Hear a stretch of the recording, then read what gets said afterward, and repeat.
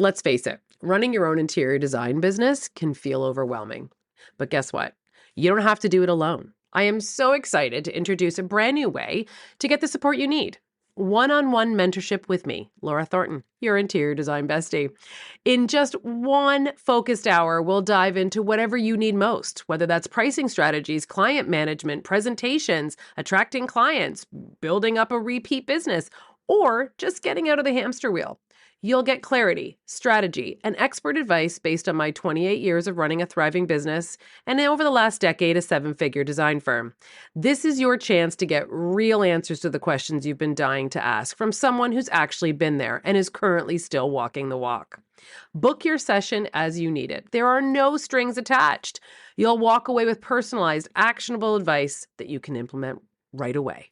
One-on-one, 1-hour sessions as you need it. Head to the website or click the link in the show notes to book your mentorship session, and let's build a beautiful, profitable business that you've been dreaming of together.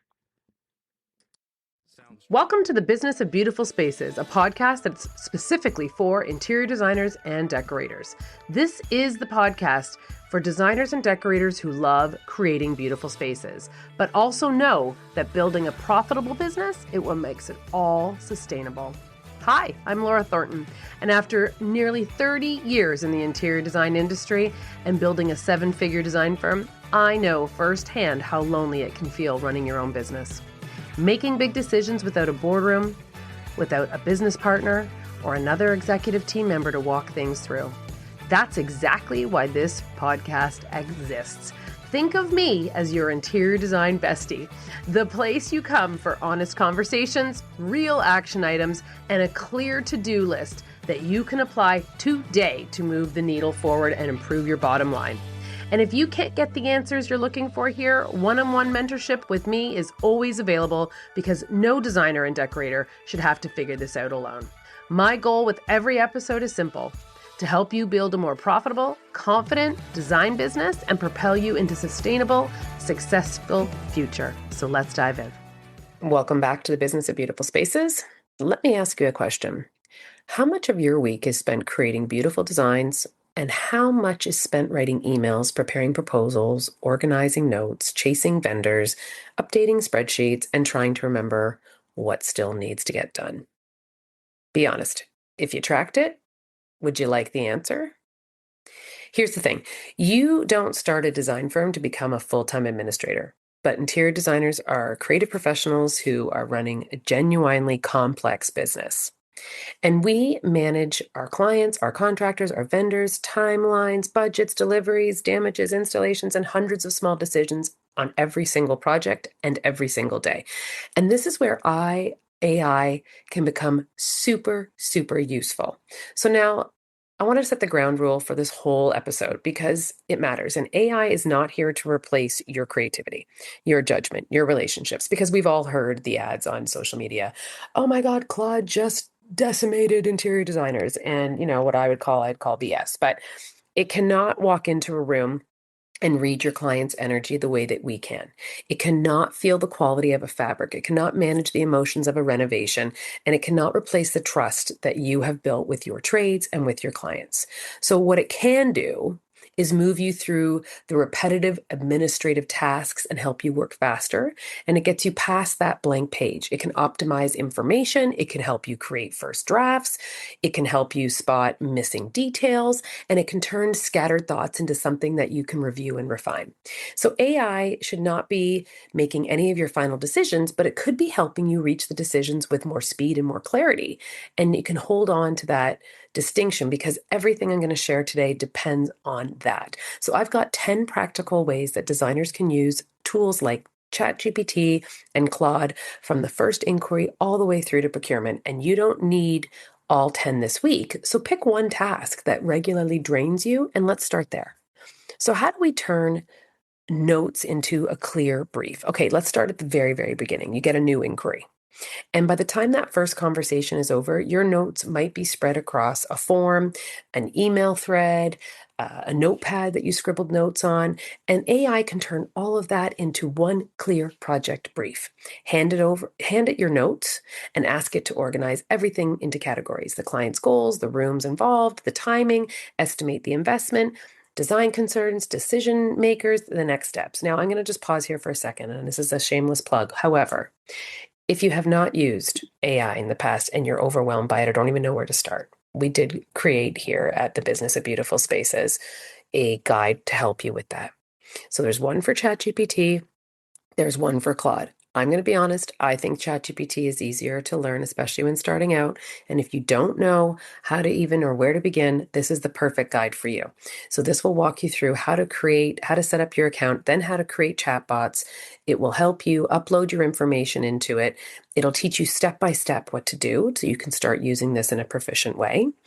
And in addition to that, it wasn't just the one step. I also created a second book that once you're ready, and you've done all the first steps and you're more familiar a few months in and you're ready to take it a little bit deeper and further, then there's a second book that's included in the same price of $27 that will help you start building this deeper and better. So don't worry if you haven't got started. You are not behind. You're just busy. And I mean, there's some serious stats that like millions and billions and billions of people haven't even started to use AI. So don't feel like you're behind, because I know you're probably hearing it and feeling like, oh my God, this is overwhelming. Pause, don't fret. Take your time, but we've helped you out by creating a book that will walk you through all of that. And you can get that on our website under designer resources if that's something that interests you. So sorry for the shameless plug, but if this is something where you're about to listen and you're like, I don't even know what to do with this, and you're about to turn it off, this is something we can help you with. So don't be intimidated by it, because once you use it, you are going to be amazed at the efficiencies that you're going to gain. So I apologize. I'm just went off rogue there a little bit, but I just wanted to touch on that because I don't want anyone feeling like they can't get handle on this and start using it, because anybody can. And I just told you to hand over your notes. I used to type them all in, and then I realized on my phone, if you have the app on your phone, you can just take a picture of your of your notes, and it uploads so easily. It'll start to be so efficient that you're going to be like, why didn't I tackle this sooner? Because you're going to love it. So here's the part that I love. AI can also show you what you didn't ask. And that's huge. It'll start pointing out to you things that are missing. And you're like, oh my gosh, I never thought of that. Or, oh goodness, I missed it. And maybe the client talked about every room, but never mentioned a target installation date. Maybe they shared inspiration images, but never explained what they disliked about their current space. So AI can surface all of those little gaps, and before you write a proposal, not after. And it doesn't need to replace listening carefully. It helps you organize what you heard so that you can respond more thoroughly. And there are lots of other AI tools that will allow you to record the conversation, that it can be transcribed. So you're not mad rushing, writing down everything on a notepad. You can now be engaging with eye contact with your client, which goes a long way. So from there, your AI can draft consultation follow-ups. It can have the client experience so it's still in motion and you're moving faster, and you want to follow up that reflects that conversation and explains the next steps to those potential clients and helps the client feel confident that you have got a handle on what's going to be happening and what they know that they can expect. And doesn't that build confidence instantly when they feel like everything is happening and they understand what the next steps and what they're going to do and what you're going to do? But after a full day of meetings, that email can take longer than the consultation did.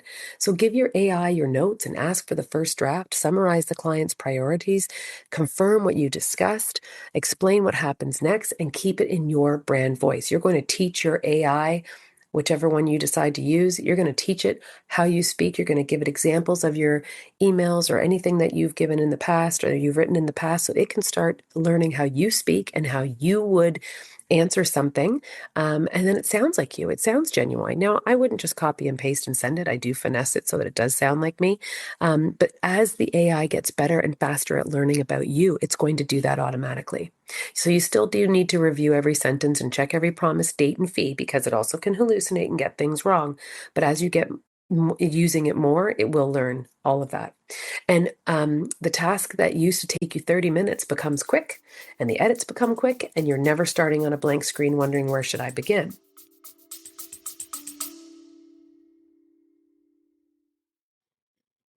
All right, quick pause, because if you've been telling yourself that you're going to figure out AI when things slow down in your business, you need to hear this. Things are not slowing down.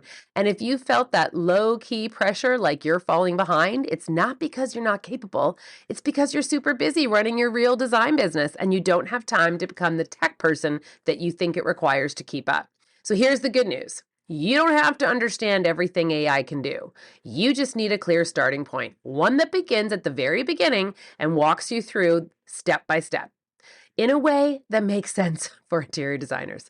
And that is exactly why I created the AI ChatGPT Made Simple and the Claude Made Simple guides. These are practical, no overwhelm guides designed for interior designers who want to start using AI confidently and without getting lost in jargon or random tips that we all get through social media.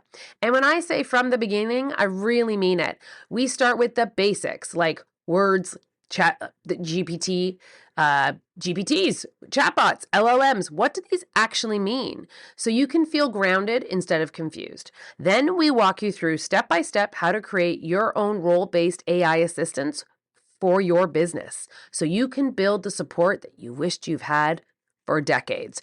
Think a client communication assistant, a studio manager, a marketing coordinator, a project support helper, the roles you need most. And to make it easy, I've included plug and play prompts, simple checklists, and I didn't even know I needed that, assistance for the things that eat up your time each and every week.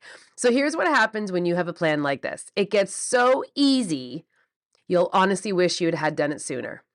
I'll have one guide for ChatGPT and one guide for Claude. So you can start today with whichever tool you feel more comfortable with. And once you're comfortable, there's also a part 2 to the guide that shows you how to go deeper so you can unlock real-time savings, real efficiencies, and business-changing workflows that make you wonder how you ever ran your design studio without it. And guess what? Each guide is only $27. That's it. And I'll say it plainly. It will pay for itself within the first week you start implementing AI in your business. It'll pay for itself in the first hour of you using AI in your business. So if you're done feeling behind and you're ready for clear, designer-friendly starting line, grab AI Made Simple for ChatGPT or Claude Made Simple and start building your AI team. The link will be in the show notes. Don't bookmark it and forget it. Start now. Get your time back. All right, back to the episode. So that is a great tool. And as you start using AI more, it can start building your templates into your processes for more emails to be done faster and quicker. It'll start to learn your process. Okay, so from that first draft, let's turn that into a proposal. So now we're on step 3 of how AI can help you. Proposals are one of the most valuable places to use AI. A strong proposal shows the client that you understand them, explains the services clearly, defines the scope, sets the expectations, and AI can build that first draft using your existing structure. Give AI your notes, give it your service details, give it your project phases and your voice, and it can draft the project overview, describe the client's objectives, organize the scope by room, by phase, and it'll do all of that with suggested language of what's included and what is excluded. Right? So you have no arguments there. If I thought that was included, it shows right here that it's not. Notice what's happening here. You're not asking AI to reinvent your process or invent it, period, if you don't have one. You are giving it a process and then asking it to adapt the language to this specific project. That's the difference between a generic proposal and a fast one. And one firm caveat, okay, legal terms, fees, payment structures, any contractual language that you still are putting in need to be reviewed by you. Make sure it's appropriate.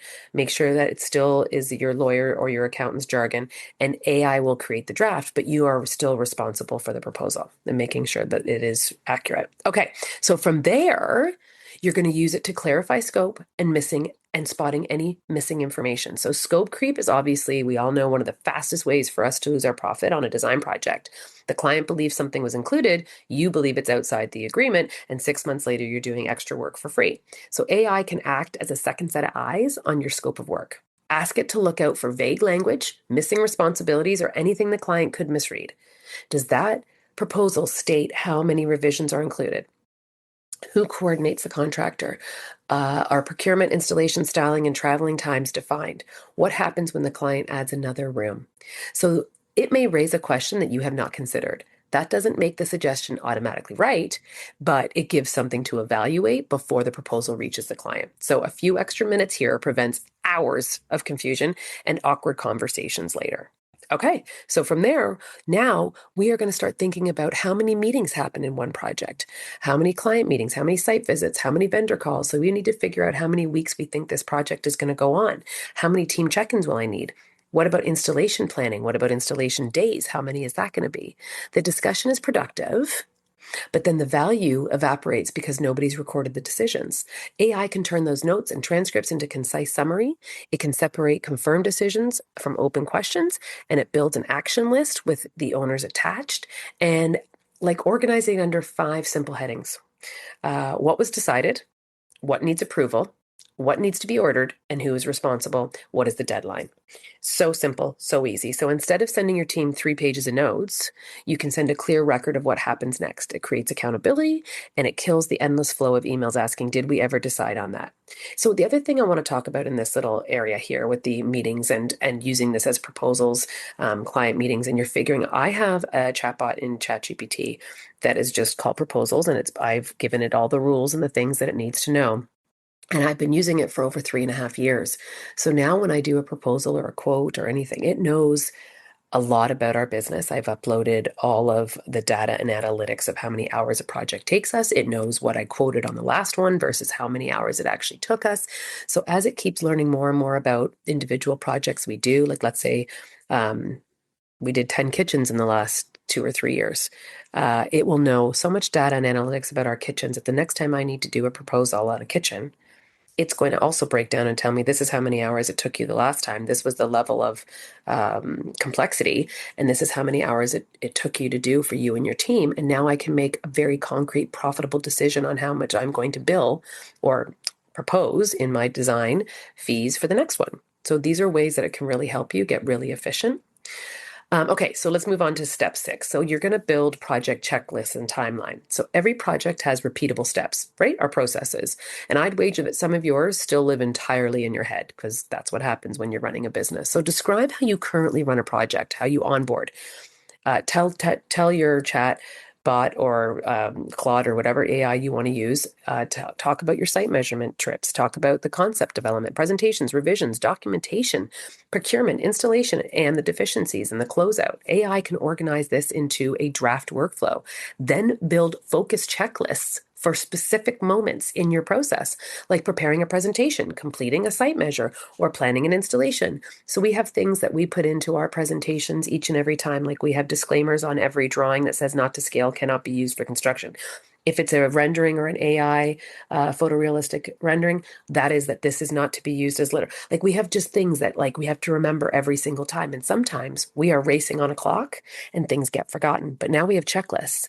So part of our process is these checklists, and we can put the presentation into our chatbot and say, please check this for against our checklist to make sure everything is here. And sure enough, there'll be page 4 is missing so it can really help you when you're in a time crunch. So you, as we all know, the bigger the presentation, the more you've looked at it, you just don't see certain things, but the AI will.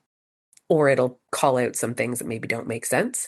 So we've also used it to compare pricing. Like, can you please check our summaries against our pages?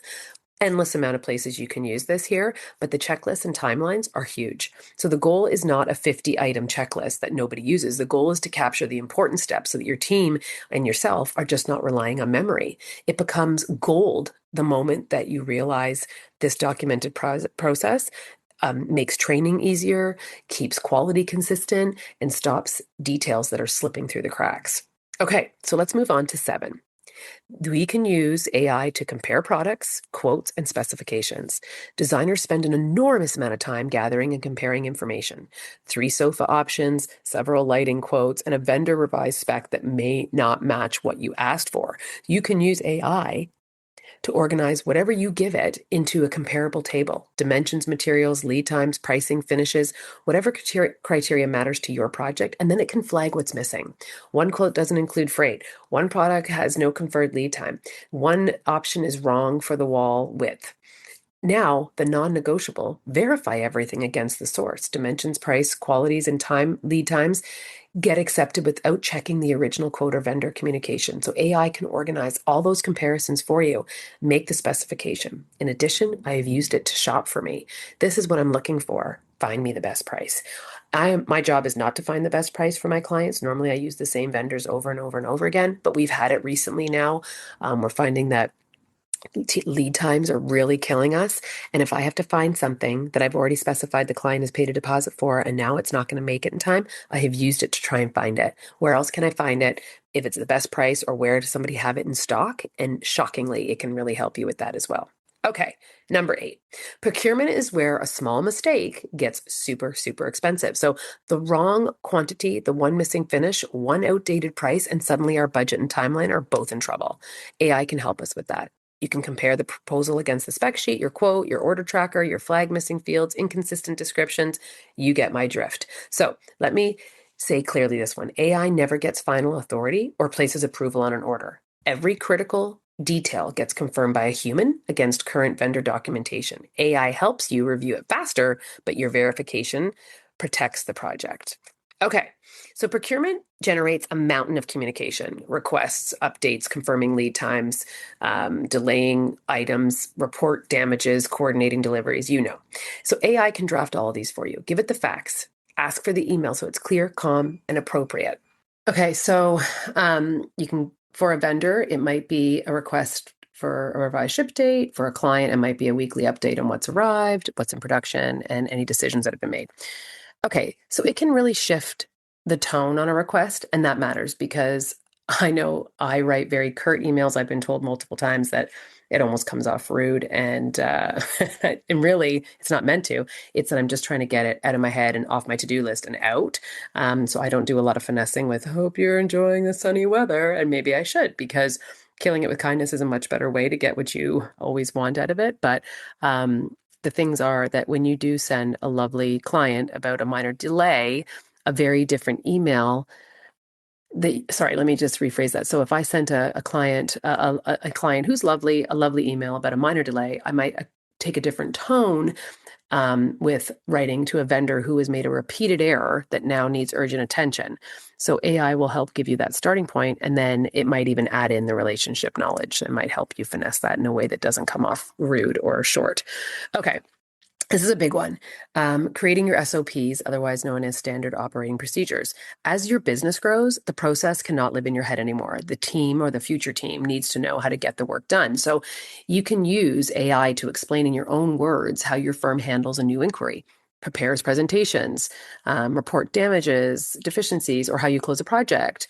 So AI can help shape that into step-by-step documents with headings, defined responsibilities, and a quality control checklist that any new hire can actually follow. So notice that AI is not deciding how your company should operate. It's documenting how you already want it to operate, and you are going to provide that expertise. So AI makes the expertise easier to hand it over to somebody else in the future. Okay, so I know we touched on this already, but more and more, I want to let's be clear. Designers are in their car all the time. How much of your week is in the car? Going to site, going to vendors, going to get that elusive fabric, going to design center, you're doing shopping. But for most of us, the hours in the car are not allowed. I know in Toronto, anyway, we're not allowed to pick up our phones or you get fined. You can't type, you can't take notes, and you can't arrive with nowhere to go. So, ideas, like there's nowhere for them to be written down and where to go. So AI apps now have a voice mode, and it turns that drive time into working time. And you can talk through the ideas that you've circled around for weeks about your business plan. You can think aloud about a process that isn't working, ask AI to work through it with you, ask you clarifying questions to help get to a great answer that you like. Or you can simply empty everything that's in your head, every task, every follow-up, and don't forget that's been rattling around, it goes there into the app instead. And then by the time you've parked, you have an organized list waiting for you. It's hands-free. You can keep your eyes on the road, but the mental load that you've been carrying between appointments, now you can set it down before you even get back into the studio. It's a game changer. And this is just the tip of the iceberg. So now that you kind of understand those 10 efficiencies that we can use AI for, it is literally just a starting point, not the full picture. You now can start to see what can happen. A designer starts with one small task, one low-risk task, maybe a follow-up email, and all of a sudden it works. You start to trust the process a little, hands over the meeting summaries, a little bit of a comparison table, and then the first draft of a proposal. And with every little win, two things start to grow: the number of tasks that you are willing to delegate and the depth of what you are willing to have AI tackle. And it's a natural progression, and you don't need it to be a forced one. And as you get more comfortable and as you see how much more AI is buying time back for you, you'll find yourself adding more. You're going to go deeper and you're going to build it into a workflow that you can't even picture yet. So don't judge AI by the first week of it. Judge it by the trajectory. All right. So here is the mistake I often see. Someone opens up ChatGPT or Claude for the first time and asks, how can I run my business? The question is too big. It's too broad. It's too generic. You have to start with a more specific task. Say something, say you want to talk about post-construction email or post-consultation email, because everybody has a consultation in case you don't work in construction. Give it the platform. Like if you decide to work with ChatGPT or Claude or whatever AI you decide, Perplexity, Gemini, all the great things, give it an example of a previously written post-consultation email. Tell it who it was for, what you want it to include, how it should sound. Like, again, we talked about cheerful, professional, whatever, warm, friendly, whatever tone you prefer, and what you want the client to do next. Then review the result. What did I get right? What needs changing? And what context was missing? So using AI well is a conversation, not a vending machine. The first response is rarely the final one. Ask for a warmer tone, ask for it to be shorter, ask for it to be more direct, more on brand. And here's the principle to remember: the quality of the result improves when the quality of your direction improves. And I'm sure you've all heard prompting, and it's like a buzzword that I know I probably hear it multiple times a day if I'm on social media. So when you're not sure what to type, remember 5 things: give it context, explain the task, provide the source information, get clear boundaries, and describe the output that you are looking for. Example: I run a full-service residential interior design firm. Using the consultation notes I've attached, draft a concise client follow-up. Confirm the client's 3 main priorities, explain the next steps of the design proposal, and invite them to send any missing, if it's measurements, if it's inspiration photos, whatever the case may be. But please use a warm, confident, professional tone. Do not invent dates, do not invent pricing, and do not project details. Compare that with, please write a client email. In this scenario, you've told the platform, the AI platform, what you're creating, what the information is being used for, what not to invent, and how the results should sound. So learning to give that kind of direction is really valuable, because the AI skills that the business owner can build, and it'll transfer that task into every single thing you ask it to do. So now we need to talk about the responsibility, because this part should not be optional. Cannot be optional. Before you upload any client information, any contracts, any financials, any floor plans, address, you have to understand the privacy and data settings of the platform that you are planning to use. So if you are not paying for a paid private account and you don't know how to set up your privacy account, make sure you're stripping out names, strip out addresses, any identifying details that are not needed. Ask yourself a simple question before every upload: does the platform actually need this information to do the task? Because convenience is just not a reason to give away private information. So verifying the output is super important, because AI hallucinates. It can misread a document, especially when you're starting out and it doesn't have a lot of information about you and your business and how you do things. As it learns, it's going to get better and better and better. But it could miss a detail, or it could very confidently produce something incomplete or wrong. So never let it make the final call, especially with pricing or legal language or building requirements, specifications, quantities, or purchase orders. You have to have a qualified human review it. So AI is a support tool. It is not a substitute for your responsibility. That has to be you. And frankly, that is what our clients are paying for. So I know everyone's been hearing about AI for months or years, whatever the case may be, and it feels like everybody else has figured it out. Trust me, they haven't. And I promise you, most business owners are interested, but super overwhelmed. We're all busy. So they don't know which platform to pick. They don't know what to ask. They don't know how to make this general tool useful to their specific business. But that doesn't mean you're behind. It just means that you need a clear place to begin without spending hours watching random videos or piecing together disconnected advice, which is what I tried to do. Trust me. This is exactly why we created the step-by-step AI guides for interior designers. There is one for ChatGPT and one for Claude, as I mentioned. You can pick whichever platform you prefer. It is a two-part guide.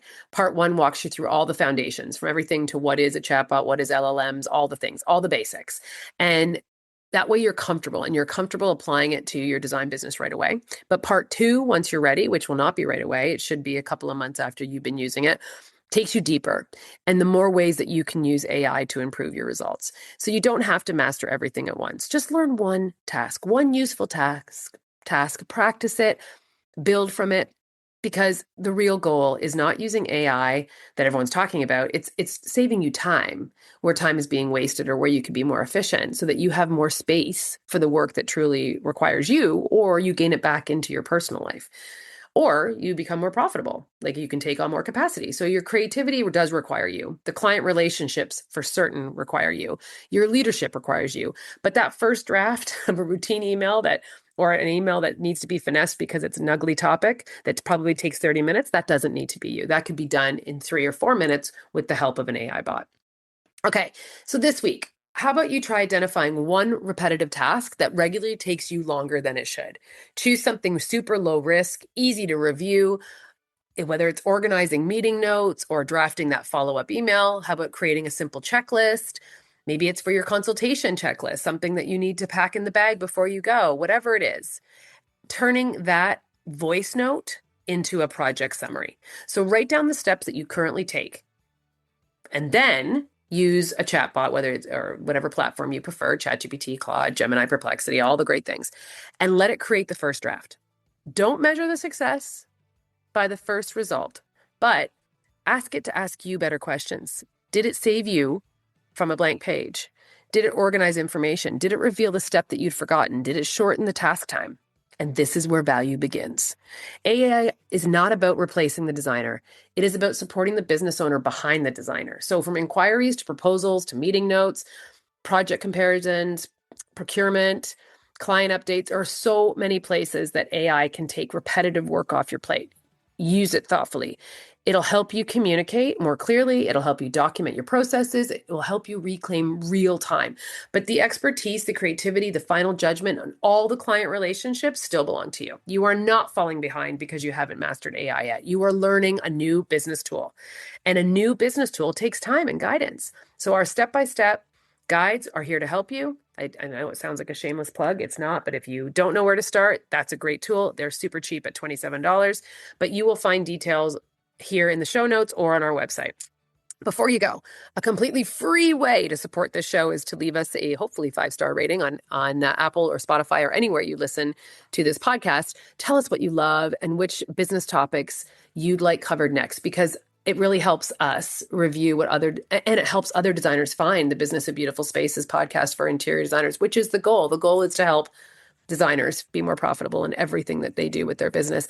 And it helps us create practical resources to build a stronger, more profitable design business. So thank you for spending time with me today. Keep on creating beautiful spaces, keep on building better businesses. And please remember that AI does not need to take over your business. It just needs to make a meaningful difference. It just needs to buy you back some of your time. So I will see you here next week on the Business of Beautiful Spaces. Have a great week.